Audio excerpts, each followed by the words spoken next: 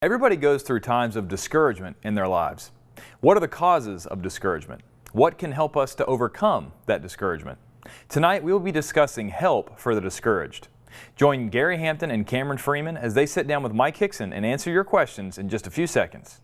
Live from the Gospel Broadcasting Network located just outside of Memphis, Tennessee. Be a part of today's episode by calling in or interacting with us through Facebook. Now from Olive Branch, Mississippi, it's GBN Live. Hello again and welcome to GBN Live. I'm Mike Hickson. We're glad to be with you tonight. We are talking tonight about help for the discouraged. And if you are discouraged, you certainly need to be a part of this program tonight. We would love to take your calls or comments via email. You can call us at 888-805-3390. Feel free to email us at gbnlive@gbntv.org. Again, we are talking tonight about help for the discouraged. And we have a lot of discouraged people in the world today, many in the church, and I can't help but think about what the Hebrew writer said in Hebrews chapter 12 at verse 3, encouraging struggling Christians.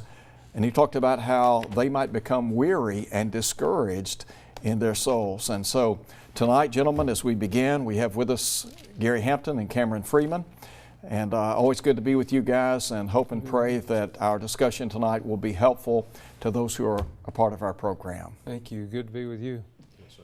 As we begin, what is or how would you define discouragement? Because I know we talk about people being discouraged, but how would you define it? Sometimes it's the heart being, you might say, beaten down. So much has gone wrong that they're just beaten down, or they've heard so many words that are, instead of being positive at all, they're negative. It's, you can't do this. You'll never succeed. And they get discouraged. So that's more of a description than it is a definition, but hopefully that works. You know, life itself can be discouraging. Job said, man born of woman is a few days and full of trouble. Yeah. And no doubt trouble and trial and temptation can lead to discouragement and despair. When I look at the Psalms, I think about David. David no doubt faced discouragement from time to time. I look back from that vantage point. He does. Right. He really does. Elijah, the great prophet of God, when threatened by Jezebel, I think he was very discouraged and felt like he was all alone. And you know, sometimes when we become discouraged in life, do you think it's possible that our perception becomes skewed to some extent? I think in a lot of ways, when you think about the definition of discouragement and also, as Brother Hampton mentioned, the description of it, I think on many occasions discouragement arises because our expectation varies from reality. And I think about the children of Israel, Numbers 21:4, as they were leaving Egypt by way of Mount Hor, and they was going to the Promised Land. The Bible says they were much discouraged because of the way. So I believe the verse is teaching that their idea of the distance from Egypt to the Promised Land probably was much different than the actual distance. And so that happens on many occasions. Yeah, I think that's a great example. As a matter of fact, I couldn't help but reflect back on Numbers chapter 13 when God through Moses sent out the 12 spies to survey the land, and 10 came back and gave an unfavorable report, and I think they were discouraged by what they saw. Their attitude was, we can't. And so rather than being optimistic, they were pessimistic. and sometimes reality skews our perception of life and what things maybe skews our perception of how things really are. Don't you think that what you just pointed out, the children of Israel at the border, they're ready to go in, that the major reason for discouragement is a matter of focus? What's focus? The 10 tribes were focused, or 10 spies, excuse me, were focused on what we can do. Well, there's a lot we can't do. I mean, if you look at me particularly, there's a lot I can't do. But Joshua and Caleb were focused on what God can do. That's right. That's right. As a matter of fact, didn't they say, we are well able to go in and take the land? Yeah. And even in that context, I think the focus on the 10 was the fact that the children of Anak, they're giants, and we're grasshoppers. Yeah. So the focus was never on what God could do with them and through them. It was, we got a problem, we got an obstacle, and we can't overcome it. And so they took their focus, like you said, off of the fact that God was actually leading them, and He could have led them through those obstacles and those hurdles, but yet and still, that's where they put their emphasis. Isn't it interesting that the 10 spies, their voices of despair influenced, Absolutely, as a whole, the children of Israel? And we talk about our persona, so to speak, and how we carry ourselves. And they were very influential over the children of Israel, so much so that they ran into a major problem with God. And yet Joshua and Caleb, they are these voices of truth saying, look, we can do this. Yeah. And they recognize that it wouldn't be by their power, but by the power of God. Gary, do you think sometimes we forget how God has carried us in the past? Maybe that's a poor way of saying it, but they had history on their side. Oh, if they'd have looked back, they could have said, wow, look what God has done. And I think Joshua and Caleb demonstrate they were doing that. They were looking back and they were saying, whoa, this is nothing. I mean, compared to getting us out of Egypt, this is nothing. Crossing the Red Sea? He can handle that, no problem. But I think about me, personally, as I look at these things, and think about focus. The reason I end up in this spot a lot of times, personally, is because I think, this problem, to me, it's a lot, but to God, this is nothing. It's true. So I'll handle this. I need to handle this. Well, that's the wrong focus. Do you think that it's possible that sometimes we have the attitude that we can handle it alone. We don't need God's help. Yeah. And so, we find out maybe we're not quite as strong as we think we are. Yeah, you got to think about Peter. In Matthew chapter 14, Lord, if it's you, bid me to come to you on the water. And he does pretty good. Starts out well. Now watch again. Focus on Jesus. As long as it's focused on Jesus, it's not a problem. But as soon as he starts to focus on the wind and the effects of the wind, the waves and all that, taking his eyes totally off of Jesus, then all of a sudden it's, you know what? I can't do this. And down he goes. Gary, that's a great lead-in to go back to Hebrews chapter 12. Yeah. Because in chapter 12, the writer in verse 1 said, therefore we also, since we are surrounded by so great a cloud of witnesses, let us lay aside every weight, the sin which so easily ensnares us, and let us run with endurance the race that is set before us. And then in verse 2, listen to what he said, looking unto Jesus. Yeah. And so when we take our eyes off the Lord, that's when problems occur. And he points out here, who for the joy that was set before him endured the cross, despising the shame, has sat down at the right hand of God. And then in verse 3, consider him. It's Jesus, who endured such hostility from sinners against himself, lest you become weary and discouraged in your souls. Yeah. Don't you think that discouragement is maybe one of the most powerful tools in the devil's arsenal? Because discouragement, a lot of times folks, when they get discouraged, they just throw the white towel up and say, you know what, I've had enough. I'm done. And so if the devil can beat us down enough, then what do? We just give up, roll over. Just like you said, we retire, we throw in the towel. We say, well, we don't have to put up with this. It's futile. There's no point in it. And going back to the point you all were making earlier about, I think you mentioned the children of Israel, that influence, the 10 spies rather, being influential. That's exactly what happened. In Numbers 14:1, when they came back with the evil report, the rest of the congregation lifted up their voice and cried.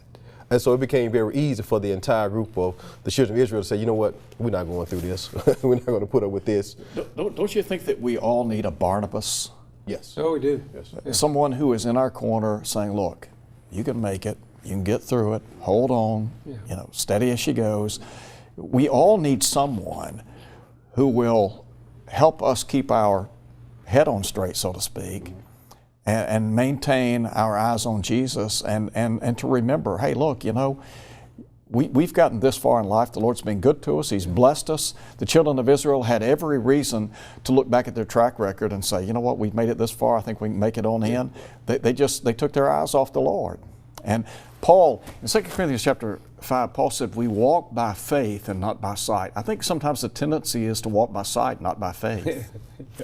No doubt about it. Got a question that's come in.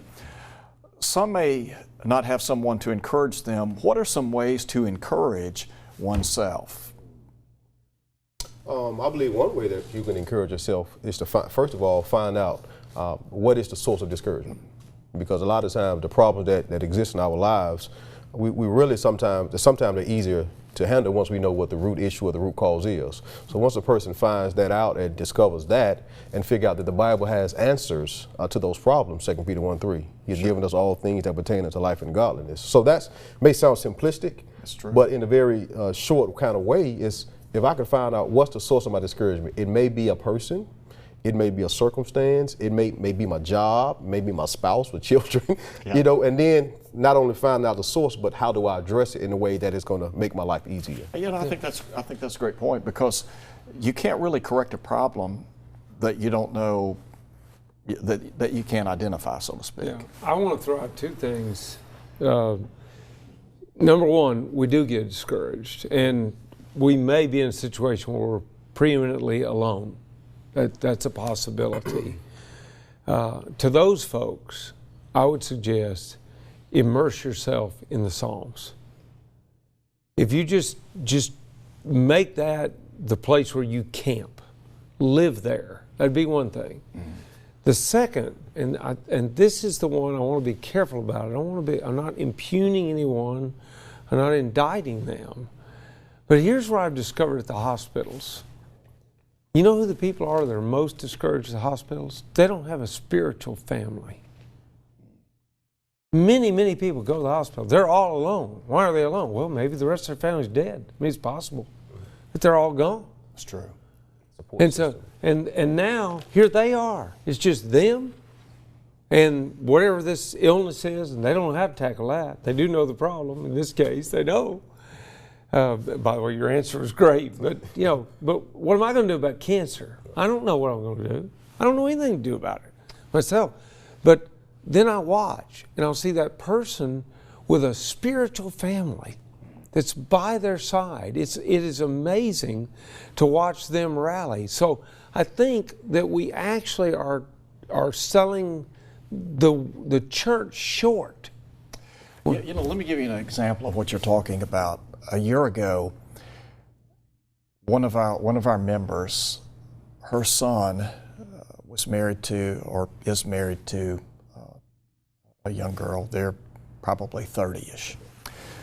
And this young lady had a very serious illness. It came on quickly.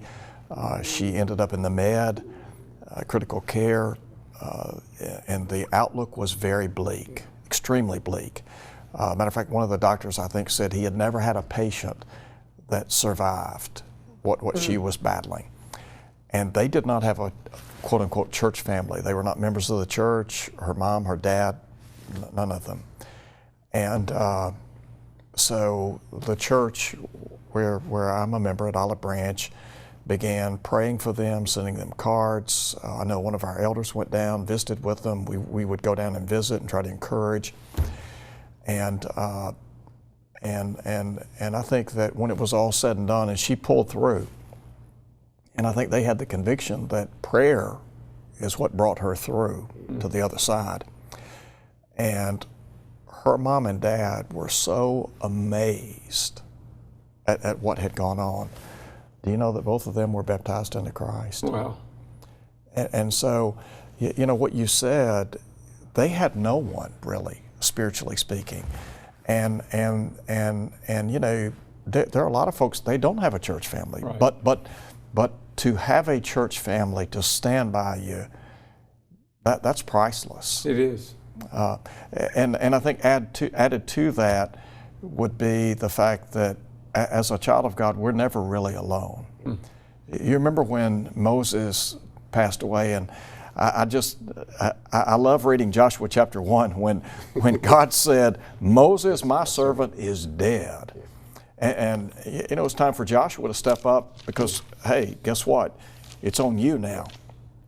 And God said to Joshua, no man shall be able to stand before you all the days of your life. As I was with Moses, so I will be with you. I will not leave you nor forsake you. The Hebrew writer reiterates that in chapter 13. And down in verse 7, he would say, be strong, be very courageous. And so to remember that the battles that we fight in life, we're not fighting them alone. It's wonderful to have God's people as allies, but ultimately we have God on our side. Yeah, and you've actually got beyond what you said. And by the way, that's the key expression in these opening chapters of Joshua. Be strong and very courageous. And usually it's God saying it. But it's interesting that when they get down to the bottom of that first chapter, that Joshua reminds the 2.5 tribes, you made a commitment. And Moses agreed, and God agreed, you could have the land on this side of the Jordan, but you got to go in front. You got to be out there in front. And what do they say? What did they say to Joshua? Be strong and courageous. So when you've got God, who always is saying be strong and courageous, if you think about it, and you couple Him with good people of God, like these committed men, when you get that, and everybody's saying, be strong, courageous, it's a big, big help. Oh, no doubt. And no the doubt. fact that if God said it, the other men are saying it, how could Joshua be discouraged? Yeah. You know, if he said, God is going to be with you, we're going to be with you because we know God has already showed that He'll keep His word. How's Joshua going to be discouraged? That's it. And we see what he did in the book. Yeah. You know, just. Joshua was a tremendous leader. Absolutely. And I think that, you know, strong leadership maybe sometimes is underestimated. Moses was a great leader. Joshua was a tremendous successor. And I think in chapter 1 you have the template for his success. And I find it interesting that God said, well, in verse 8 He said, this book of the law shall not depart from your mouth. You shall meditate in it day and night, that you may observe to do according to all that's written in it. And then He says, then you'll make your way prosperous. Then you'll have good success. Yeah. The key to getting through whatever obstacles that we face in life is staying true to God. Absolutely. Because that's when we enjoy true prosperity and success in life. And sometimes we don't realize that. Thus the same man mentions Joshua 24:15. Yeah. As for me and my house, we'll serve the Lord. We're gonna serve because the Lord. of that dedication that's already been shown in earlier years. Yeah. So. You know, sometimes people, when they become discouraged, they think that it's because they lack enough faith. Is that a reality? Well, I think even when you look in Scripture, it's very easy. You mentioned earlier Elijah became discouraged. We know Moses became discouraged, and other men and women of God. So I think we would say the Bible is a contradiction if we say those men and women didn't have faith. They had extreme high levels amount of faith, but because of the human condition and the things that we have to face in life, you know, it just causes, you know, the loss of motivation, the loss of enthusiasm. Sure. And so even with faith, you think about Paul in Acts chapter 27, en route to Rome. When that great tempestuous wind came, he said all hope was gone. Yeah. You know, their spirits were depressed. But Paul was a man who had an extreme amount of faith, you know. If you go back, you mentioned the Psalms a minute ago, Gary, and I love reading the writings of David because David literally opens a window and allows you into his life, so to speak. You see the window of his soul. And David, on many occasions, was faced with incredible odds and difficulties. And yet in Psalm 56, I like what David said in verse 3. He said, whenever I am afraid, I will trust in you. And David talked about those who were oppressing him and hounding him and making life difficult on him. And in the context of Psalm 50, well, in Psalm 56, David would say in verse 9, and maybe we forget this sometimes, he said, "This I know, God is for me." To remember that God is for us, and that He's with us. Yeah. Have you thought about the great questions in Romans chapter 8? They're all faith-strengthening questions. And what among those goes right along with what you were saying, Romans 8:31. What then shall we say to these things? If God is for us, who can be against us? Who's really going to beat us if we're on God's side? Hasn't someone said one time, 1 plus God is a majority? Always, yeah. And you know, who better to have at your side than God? Absolutely. Yeah. And so I think that's a great observation. We're going to take a quick break. We'll be back in a couple of minutes. We hope you'll stay with us. My name is Jake Sutton, and I preach for the Church of Christ here in Moultrie. We want to take this opportunity to extend to you an invitation to be a part of the fold of God here in Moultrie, to belong to the church of the Bible, the one you read about in the lenses of Scripture. Nothing more, nothing less. We do what they did, we become what they were, very simply. So again, I want to bring to you the attention that not all those who follow the Word are following God. Not all those who are following, as they say, Jesus, are following God. We need to make sure that we understand what that means. We need to make sure that we're worshiping God in spirit and truth. To say that I have a relationship with Jesus, yet I don't follow His Word, I'm in trouble. So again, I want to extend to you an invitation. I want to invite you to worship with us here at Moultrie. Let's search the Scriptures. Let's find out if things are true, if things are right, if things are just in my own life. You know, eternity is forever, and I don't want to be wrong, and neither do you. We serve a just and loving God, and He will save us, not according to our own good, but the good of His Son. Good people don't go to heaven. People in Jesus go to heaven. So you need to ask yourself, am I in Jesus? That's the question worth it all. Come study with us. 1915 Adel Highway here in Moultrie, Georgia. Visit us online, www.moultriechurchofchrist.com. Email us at moultriecoc@gmail.com. Of course, we're on Facebook and social media all across the board. Hope you'll take the time to ask some questions. Consider yourself. Consider where you are. Am I really a Christian? Am I really a part of the church? He hideth my life in the depths of His love, and covers me there with His hand, and covers me there with His hand. Thank you for tuning into GBNLive. If you have a question related to tonight's topic that you would like to have answered, please call 888-805-3390. That's 888-805-3390. You can also email us at gbnlive@gbntv.org. Like us on Facebook and follow us live each week. You can send your questions through Facebook in the comment section, and we will do our best to get them answered on the air. Now back to the program.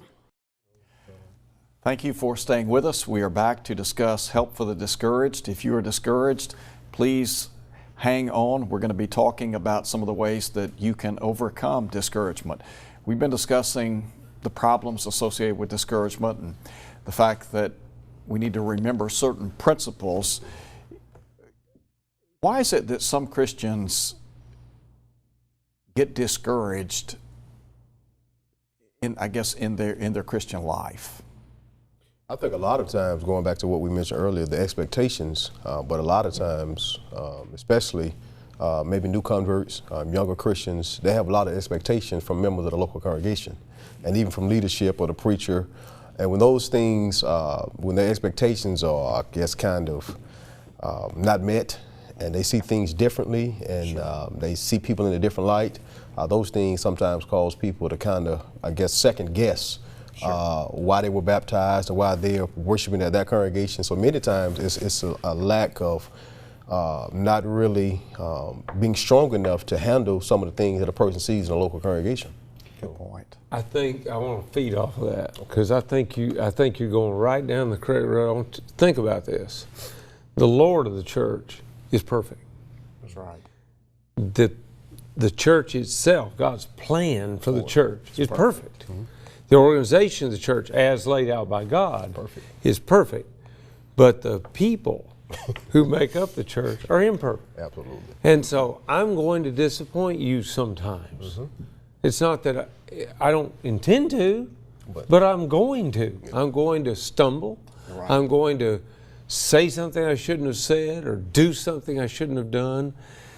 Many times, and I think you're exactly right, people, new converts, they come in and they think, well, we're all changed people and we're all perfected. Well, we are perfected. In that all of our past sins are washed away. But John, in 1 John chapter 1, verse 8 says, if we say we have no sin, we deceive ourselves. Right. And the truth is not in us. Maybe sometimes all of us, in thinking about each other, ought to realize, well, look, if saying that we have no sin is wrong, then shouldn't I expect that occasionally Mike Hickson's going to sin? Or that Gary's going to sin, or Cameron's going to sin? Who are we talking about? You know, I think what you're saying is exactly right. Sadly, sometimes we put our faith in brethren rather than in the Lord. Yeah. There are people that I have deep admiration for, but I understand they're human.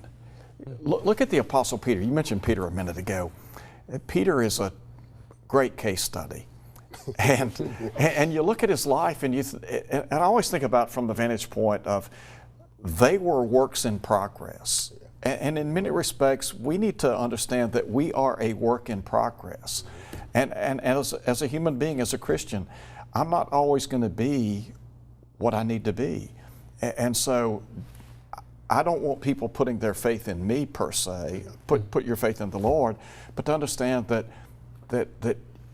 you know, we can't allow people to shake our faith, because sometimes people let us down. And if somebody had been tracking Peter and saying, you know what, he is my spiritual mentor, would they have been disappointed at times? No doubt. Barnabas.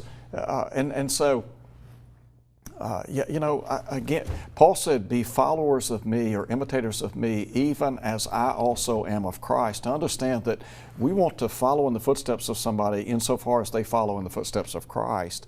And I can think of a couple right now, they're both deceased.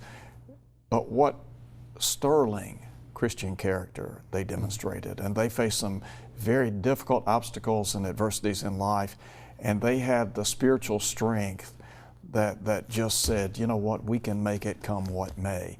And I've never forgotten that. And I continue to look back and think about what a tremendous example they were.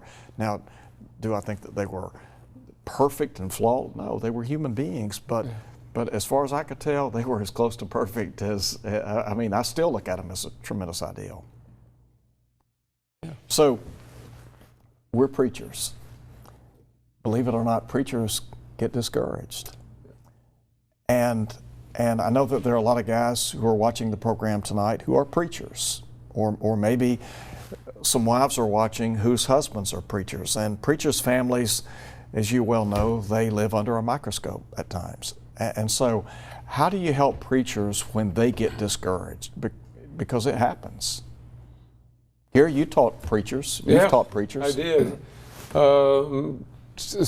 In a way, we're right back to the idea of focus to some extent.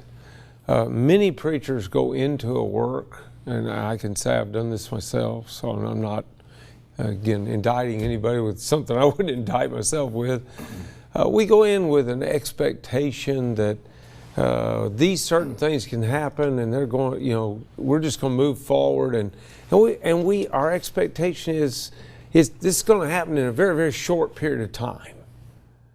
And then we get involved with people and find out, you know, it doesn't work that way. So I got to where I would tell preacher students, you need to realize that churches are like babies. When a baby is born, you don't feed them steak. When a baby's born, they don't eat vegetables off the table. They grow very slowly. I mean, in one way, those of us that are outside, we think, man, they're growing like a weed. Well, they are, in a way. But yet it's very slow. They start with milk, they go to cereal, and the cereal don't look like any kind of cereal I ever ate. No. And then you go from cereal to these smashed up vegetables that I declare if it wasn't for the color, I wouldn't know what it was. And then they go to meat. Well, is that meat? I mean, really? That's meat? It's pulverized. There's nothing there, We walk into a church and need to realize it, in a certain sense, it's like a baby. And it's going to make advances and move along slowly. And if we would lower, in some ways, our expectations, I don't mean quit preaching the truth. Yeah. Quit challenging, you don't want to do that. But realize it's going to take time. And then comes the most interesting part to me. And that is, the only person in any relationship that I can change is me. That's true. That is so true. You mentioned or really make, I think, some extremely good, insightful observations. Look at Peter. And you mentioned, both of you have talked about expectations. And maybe sometimes our expectations are unrealistic. I think that, there's an ideal. For example, in 1 John 2, John talks about the ideal for a Christian is to rise above sin. But he said, look, if any man sins, we have an advocate with the Father. So to temper our expectations with reality, we've talked about Peter. Have you ever wondered, did the Lord ever get just exasperated with Peter? I think about, the Lord say something, and He'd come right back and say something else, and I just see the Lord think, are you kidding me? and then, over in John chapter 21, after the Lord says to Peter, Peter, do you love me? I like you, Lord. Do you love me? I like you, Peter. I like you, Lord. Do you love me? And then, so the Lord says, okay, I want you to feed my sheep. Then He turns right around and said, well, what about John? It's like he was a work in progress. And to understand that we're human. Brother Hicks, you think about the topic of the statement about preachers being discouraged, and we all know, like even right now, there's a shortage of preachers. A lot of preachers who come out of preacher training schools or Christian universities to preach become so discouraged at a very fast and high rate. But then it makes you wonder, why did they get in preaching in the first place? It's true. And like you said, maybe their expectation of preaching was not what it was once they got into the local work. But another thing I see sometimes that happen with preachers, sometimes we're always reactionaries. That anytime any small problem, minor problem arises, we feel like we're the one that have to fix it, solve it, and when it does not work out to our planning of fixing it and solving it in an expeditious time manner, we become discouraged. And we feel like, exactly right. We feel like we have to fix it, we have to solve it, and it need to be done when we say do it. And when we become discouraged, so many times we want to give up on preaching. So. When I look back years ago, when I was green as green could be, I think about a congregation that I was working with, and in reality, they needed an older brother, somebody that had weathered some storms, had some seasoning, and instead they got, a rookie. Yeah. And so I'm learning how to navigate through a lot of choppy waters. Yeah. And it can be discouraging, but to understand, again, tempering our expectations and quite frankly, looking back, I would have handled things much differently today than I did then. I just didn't know any better. Yeah. I did the best I could, and maybe that's not a good excuse, but I mean, when you're young and thrown to the wolves, so to speak, and you're trying to learn, and so I think we all need a Paul, we need a Moses, a mentor, somebody that can teach us the ropes and say, hey, look, you know, don't get too high, don't get too low, but just try to, you know, hang in there day by day. I've got a questions come in. What actions would you recommend when the biggest source of discouragement is those who should be the most faithful to the Lord, but are in fact not? Good question. I think Brother Hampton mentioned earlier about, you know, understanding that preachers, elders, deacons, members of the local congregation are imperfect people. But in the heat of the moment, that's lost on everybody, because you have an expectation that this person who's a Christian, who's in the body of Christ, they're supposed to be perfect, and that's not supposed to offend you. But in the moment, you know, you also need to realize this person is perfect, they struggle, they have difficulties just like you, even with your expectation of them. That's right. And so, but in the heat of the moment, you know, you think this person was supposed to do this, I felt like this about them, and no, what you need to realize, this person may be they may be going through something right now. That's the reason why they may have offended you or upset you. Yeah. And so I think that needs to be considered in the moment as well. Sure. And as James talks about being slow to react, slow to wrath when people do offend you or cause you to be discouraged. Right. So, I don't know why when I read that question, the first story in the Bible that came to my mind is at the end of Acts 15. Paul and Barnabas have been to the Jerusalem conference. There's been a resolution which really agrees with what they've already been telling the folks. You know, you don't have to be circumcised in order to go to heaven. You know, if you're a Gentile and whatnot.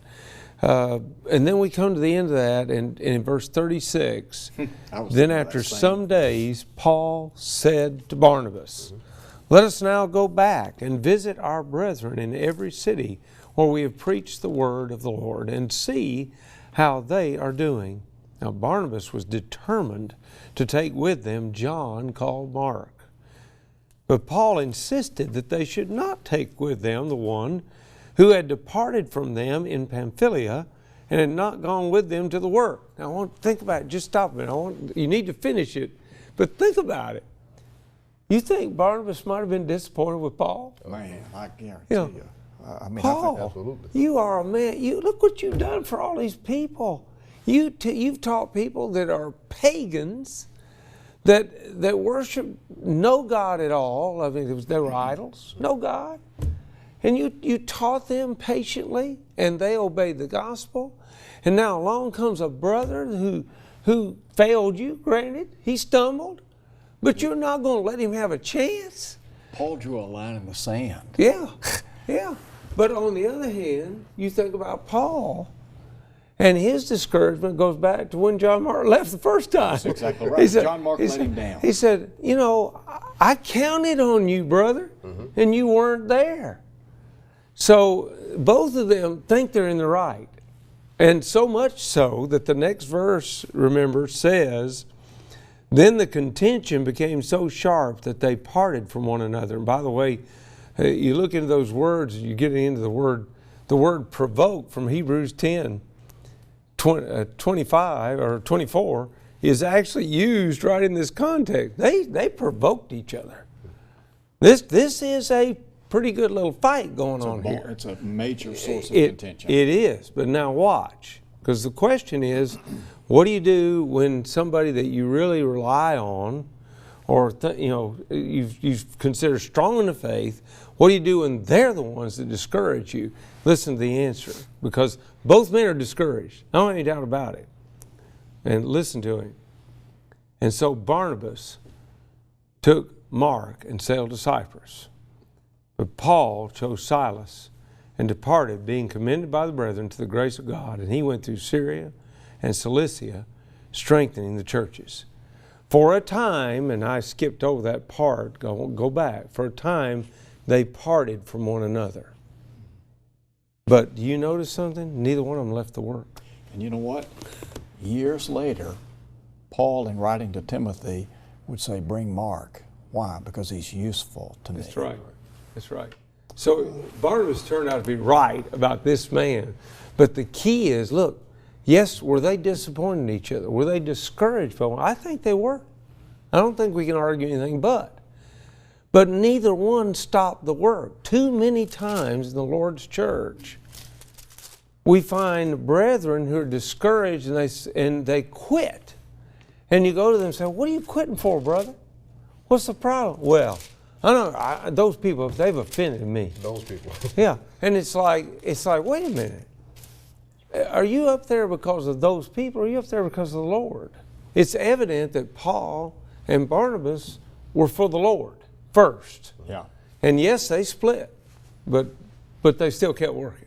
And added to that is the fact that in 2 Timothy, John Mark was not written off for good. That's exactly right. He was not written off. Paul, with time elapsing, as we say, time heals all wounds and things of that nature, was able to say, you know what, he is useful. Yeah. But many times when people put their focus on someone who lets them down, they write them off for good, never to speak to them or fellowship or associate with them no more. So, and going back to what you said about spiritual maturity or lack thereof, I think that there are times, I know the question was asked about people who ought to be stronger, greater faith, and they're not what they ought to be. But you know, to remember again that we all have feet of clay, and that you know, sometimes we don't measure up. Sometimes we disappoint. Matter of fact, when I read 2 Timothy chapter 4, one of the words that comes to my mind is disappointment. Yeah. Paul had, you know, could he have allowed the Demases to have discouraged him? You know, the Alexander the coppersmiths. You know, sure, brethren can discourage you, but we can't let that derail us. We've got to be like Elijah and just remember, you know, hey, you know. And sometimes we get that, you know, we get this complex that we're the only one out here. Yeah. Even in 2 Corinthians 11, with all of the things that Paul lists that he endured, false brethren, trials, tribulations, in the perils of sea, all the perils of the countrymen, all those things mentioned. But verse 28 he says, but beside those things that come upon me daily, they care of the church. So even those things did not hinder Paul or discourage him from the work. That's right. So, good points, good points. We're going to take a quick break. We'll be back in a couple of minutes. Please stay with us. Do you have a congregational website? If you don't, if you're enrolled in the House-to-House, Heart-to-Heart program, we'll design it for free. Did you know nearly 46% of people say a website's design is their number one criteria for determining the credibility of an organization? 33% of people say the internet was the first place where they learned about their church. Put yourself in the place of someone trying to find a church to visit for the first time. Unless they have previous experience with the Church of Christ, they're probably just going to type church into Google Maps and look at websites for churches nearest them. If you're participating in the House-to-House, Heart-to-Heart program, your congregation will receive a free website. It will be updated with any events from your most recent issue of House-to-House. Articles will be posted from House to House to keep fresh content on your website. Building a location and service hours will be available. The only cost is to participate in House-to-House, Heart-to-Heart evangelistic program. Contact us today so we can begin working on your new website. The Gospel Broadcasting Network is proud to bring you GBN Live. To have your questions answered on the program, please call us at 888-805-3390. That's 888-805-3390. Please try to keep your questions relevant to tonight's topic. If you have a different topic that you would like to have discussed on GBN Live, please email your request to gbnlive@gbntv.org, and we will do our best to accommodate your request. We are back. We're discussing tonight help for the discouraged. We appreciate your questions tonight. We've got another question that's come in. Do you think that Jesus was discouraged when many left the faith in John 6? Thought-provoking question. I believe it's a very real possibility that he was, seeing that, I think according to Hebrews 4:14-16, that he faced the same thing we face, endured the same thing we face. So if we face discouragement and he lived in the flesh and experienced those things that we experience in the flesh, I think it's a very real possibility. There's not an exact scripture that we can point to say he was discouraged, but I believe that on many occasions, just by the language that's written and when Jesus responded to many people on many occasions, it kind of indicates that he was discouraged. I mean, don't you think that you could make the same case for the Lord's feelings toward Judas? I want to believe that Judas was a good guy when the Lord identified him as one of his apostles, and Judas went rogue, as we say. There is something, though, especially the way we've unfolded this thing tonight. We've been unpacking it. I want you to think about this particular text in John 6, because here they all go off. And I think you're right. It appears he might have been discouraged. I can't absolutely say he was. The text doesn't tell me that, but and you know what? And you think about Jesus in that context. I can just see him looking over at the other disciples and saying, "You also go away? Yeah, you guys leaving too?" Now watch. After all we've talked about tonight, think about then what happens. Then what happens? He says, "Do you also want to go away?"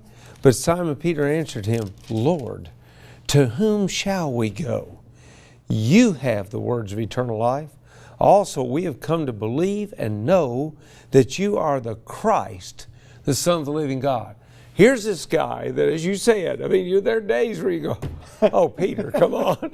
But here he is. And at this moment, when perhaps the Lord was discouraged, it's Peter that says, You're the Son of God. That's right. Where else are we going? So encouragement comes from an interesting source. I think it's interesting that in that context he says, "We have come to believe and know." Yeah. How so? I mean, he's been with the Lord. He's seen the Lord at work. He's heard his message, and obviously it has resonated. And like you said, this is one of his better moments. Yeah. I mean, to stand up and to vocalize that had to have been heartwarming to Jesus. I mean, you think about, like you see the masses walking away, and Peter stands up, and man, he's strong. And sometimes when you get down to it, this is the very point that preachers and elders and good members of the Lord's church need to think about. Have we impacted anybody? The Lord had impacted Peter. He had. Maybe again we put our focus on the folks that are giving up and the folks that are failing us, that are making their mistakes. But here's one who the Lord had positively impacted. He sure had. And you think about John 6, and I think this topic, that John 6 shows us the very reason we're having this topic is the very sad reality is that people will leave. Mm-hmm. They will let you down. Let me ask this question, since we're talking about Jesus potentially being discouraged. When he was in the garden and praying, and he went back, and what were Peter and John doing? Sleep. They were sleeping. Yeah. Do you think that, and he asked the question, could you not watch and pray? For 1 hour. Yeah. I mean, do you time in his life. And Luke says in his account, it says, and Jesus being in agony, prayed more earnestly. Yeah. Do you think that it was discouraging that here are these guys that are supposed to be, these are the guys that are going to be unleashed on the world, to turn the world upside down. Yeah. And what are they doing in his hour of trial? They're sleeping. Yeah. And so, well, even when Jesus was on trial, and Peter betrays him, you think about moments like that. Yeah. And he told him he was going to do it, and the Bible, I think Mark's account says when Jesus looked at him, and so you think about those most pivotal times in Jesus' life where he could not depend on those men that he had chosen, handpicked himself. It had to be discouraging. Yeah, let me read a passage for you very quickly. In 1 Thessalonians chapter 5, in verse 14, Paul said, "We exhort you, brethren, warn those who are unruly." And then he says, "Comfort the faint-hearted, uphold the weak, be patient with all." Mm-hmm. Going back to this idea of we're all human, we're not perfect, and to be patient with some people to recognize that maybe they're not where we are spiritually. And to not get so discouraged and despondent that we just develop a sour attitude towards everything and everyone. And to try to build up those who are. You know, wouldn't it be great if we could identify more Barnabases in the church today? We need people like that, who are encouragers, not discouragers, who see the glass is half full, not half empty. Yeah. You know, men like Joshua and Caleb, you know, we are able. That's what I want to be around. I want to be around those kind of people. Yeah. And even this verse, I think, is a great verse to show the distinction of how we deal with certain people and certain attitudes.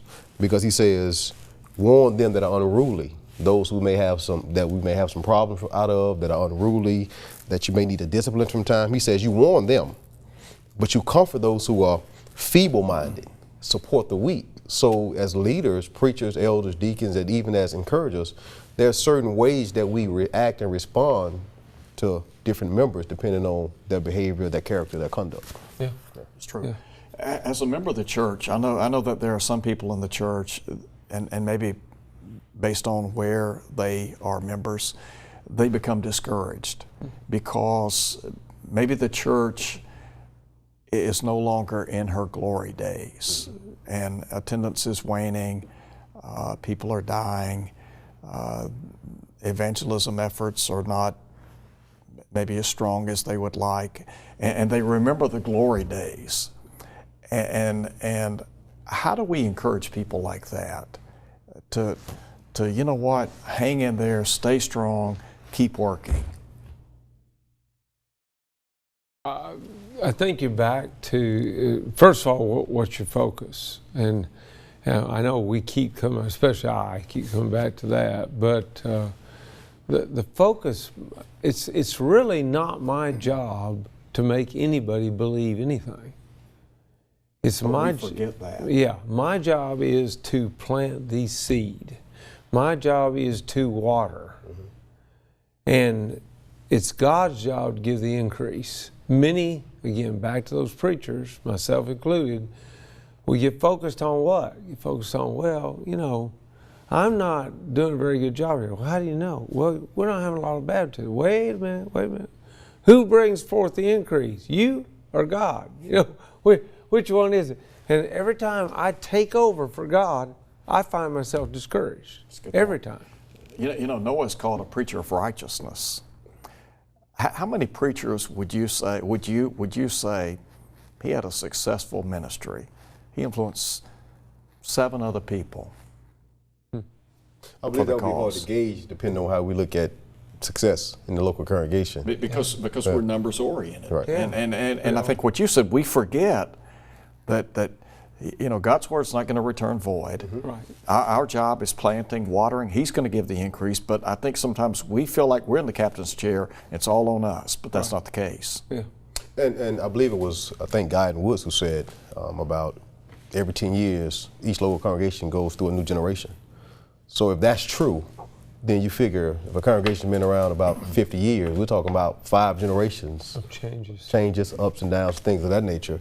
And so if that's the case, then you got to wonder, where's the focus? Because in the next several years, something else may happen. A new crop of people may come, or something else may change. So, you know, that goes back to putting your focus on what you can see in terms of the local congregation as opposed to God, His Word, His promises, and things of that nature. So let me ask this question. I know our time's limited, but I think we really need to maybe spend a minute or two on this question. That is, what about somebody who may be watching the program right now, or maybe they'll view it later, and they say, you know what, you don't understand my life. You don't understand what I've done, where I've been. You have no idea how soiled my reputation has been. And so from their vantage point, they are so unworthy. There's no way God would forgive. There's no way that they can heal. And so they're discouraged because they think all hope is lost. And the gospel is a gospel of hope. So how do we get through to people like that to say, you know what, God can help you? I hope that I can get them to consider the Apostle Paul, who says, this is a faithful saying and worthy of all acceptance, how that Christ Jesus came into the world to save sinners, of whom I am chief. And by the way, chief, if we were translated today, we'd say, I'm first. I'm number one. You know, we like to say we're number one, but have you ever said, I'm number one at sinning? You know, That's what he's saying. Right. That's what he's saying. Yeah. I'm at the top of the rock. Yeah. And to him, he said, the answer is Christ. Again, the answer is to realize that God loved all sinners so much that he sent his own son to hang on a cross. And if he sent his son to hang on a cross, there is not, it's for all sinners. And you know what, Gary? You're a teacher. I mean, you've been a school teacher, preacher of preachers for many years. I love it when he talks about how he's been a persecutor, a blasphemer, a haughty or an insolent man. But he said, the grace of our Lord was exceedingly abundant with faith and love. I love that expression. And didn't Paul say, where sin abounds, grace abounds much more? And Paul's saying, look, you want a profile of somebody who's been the baddest of the bad? Hey, I'm the guy. And I think we forget that. That is a great illustration. That's a great example. And I would ask, if I had the pleasure of talking to that person, of asking them, well, why do you think that example is in the New Testament? Why is Paul's transformational account of his conversion in the New Testament?